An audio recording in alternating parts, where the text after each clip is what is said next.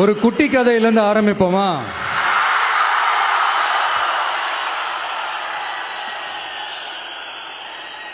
ஒரு பெரிய ஊரு, ஒரு 4 ரோடு ஜாயிண்ட் ஆகுற மாதிரி ஒரு ஜங்ஷன்,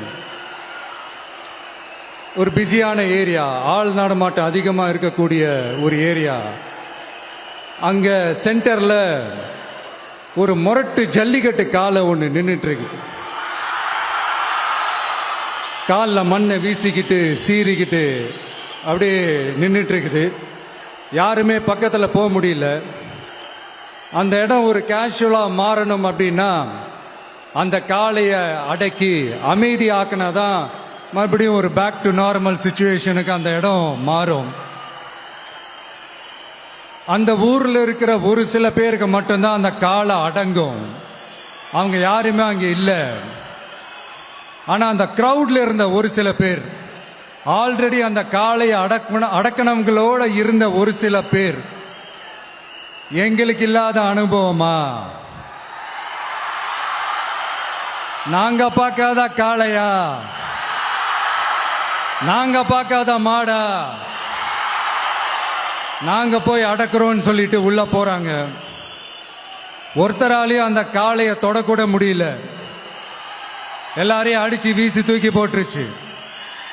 இப்ப என்னடா பண்றது அப்படின்னு பார்க்கும்போது அந்த கூட்டத்தை விலக்கிட்டு ஒரு சின்ன பையன் ஒரு என்ட்ரி ஒண்ணு கொடுக்கறான். உங்களுக்கு தான் தெரியும்ல, டேய் எங்களாலே முடியல, நீ எல்லாம் என்னத்தை போய் கிழிக்க போற? எங்களுக்கு அவ்வளவு அனுபவம் இருக்குது, நாங்களே அடிபட்டு ஓரமா படுத்து கிடக்கிறோம். இவன் விளையாட்டுத்தனமா ஏதோ பண்ணிட்டு கிடக்கிறான், பாவம் அந்த காலை கிட்ட போய் அடிபட்டு சாவ போறான். பச்சா பையன், அந்த பையன், இந்த பையன், அண்டர் எஸ்டிமேட் பண்றது, ஏளனமா பேசுறது, இப்படி ஒரு பக்கம். இன்னொரு பக்கம் பரிதாபப்பட்டு, ஐயோ பாவமே, இப்படி தனியா போய் மாட்டிக்கிட்டானே அந்த காலை கிட்ட, என்ன பண்ண போறானோ அப்படின்ட்டு ஒரு பக்கம் பரிதாபப்பட்டு பேசுறாங்க. அந்த சின்ன பையன் எதுவுமே காதலியே போட்டுக்காம 2 பாக்கெட்லையும் கைய விட்டுக்கிட்டு ஸ்டைலா கெத்தா தில்லா அப்படியே உள்ள போறான். ஒரு ஸ்டெப் எடுத்து வைக்கிறான், அந்த காலை அப்படியே சீறிக்கிட்டே நின்றுட்டு இருக்குது.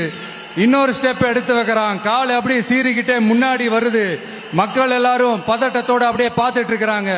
இன்னொரு ஸ்டெப் எடுத்து வைக்கிறான், கால் அப்படியே முட்டை வரும்போது பாக்கெட்டுக்குள்ள மறைச்சு வச்சிருந்த 2 புல்லு கட்டு அத அந்த காலை கிட்ட காட்டுறான். காலை அப்படியே சடனா வந்து நின்னு அது மூடெல்லாம் மாறி அந்த புல்லுக்கட்டை சாப்பிட ஆரம்பிச்சிருச்சு.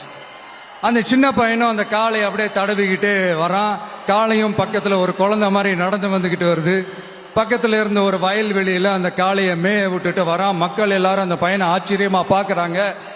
அந்த அடிபட்டு கிடந்த அந்த அனுபவசாலிங்க தலைய தொங்க போட்டு நின்றுட்டு இருக்கிறாங்க. ஏன்னா பேசின பேச்சு அப்படி. வாய் இருக்குன்றதுக்காக நக்கலுமா நையாண்டியுமா நச நச நச நசன் ஒரே பேச்சு. என்ன பண்றது, தலைய குனிஞ்சு அப்படியே நின்றுட்டு இருக்கிறாங்க. அங்க ஒரு பெரியவர் வர்றார். வந்து அந்த பையன்கிட்ட கேட்கிறாரு, எப்படிப்பா இப்படி ஒரு முரட்டு காலை சீறிட்டு நின்றுட்டு இருந்தது, எப்படி அந்த காளையை அடக்கின அப்படின்னு கேட்டதுக்கு அந்த பையன் சொல்றான், ஐயா எனக்கு அந்த காளையை பார்த்தா கோபமா இருந்த மாதிரி எல்லாம் எனக்கு தெரியல, அந்த காலை பசியோட இருந்த மாதிரி இருந்தது. அதனாலதான் அந்த புல்லுக்கட்டை காமிச்சவன ஓகே நமக்கு தேவையானது கிடைச்சிருச்சு அப்படின்னோடனே அந்த புல்லுக்கட்டை சாப்பிட்டுட்டு நம்மளோட அப்படியே ஜாலியா வாக்கிங் வந்துருச்சு அப்படின்னு சொன்னான். இத கேட்ட அந்த பெரியவர் சொன்னாராம், இந்த சின்னவங்க பெரியவங்க, அனுபவம் இருக்கிறவங்க அனுபவம் இல்லாதவங்க இதெல்லாம் விஷயமே கிடையாது. யாரா இருந்தாலும் அந்த சூழலுக்கு ஏத்த மாதிரி, அந்த சிச்சுவேஷனுக்கு தகுந்த மாதிரி என்ன பண்ணி அந்த ப்ராப்ளம சால்வ் பண்றான், ஏது பண்ணி அந்த ப்ராப்ளம சால்வ் பண்றான், அதுதான் விஷயமே, அதுதான் மேட்ரு. சோ நீ சூப்பர்ப்பா, என்ன ப்ராப்ளம் வந்தாலும் நீ சால்வ் பண்ணிடுவ அப்படின்னு முதுகுல தட்டி கொடுத்துட்டு அந்த பெரியவர் போறார்.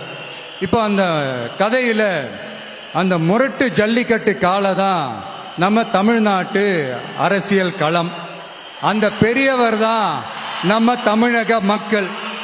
அந்த பாக்கெட்டுக்குள்ள ஸ்டைலா தில்லா கெத்தா ஒருத்தன் உள்ள வந்தான் பாருங்க, அவன்தான்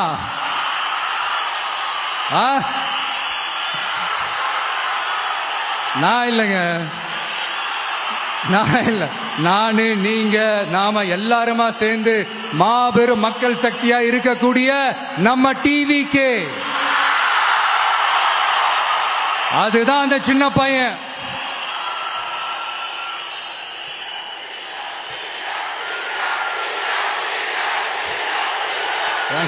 Thank you.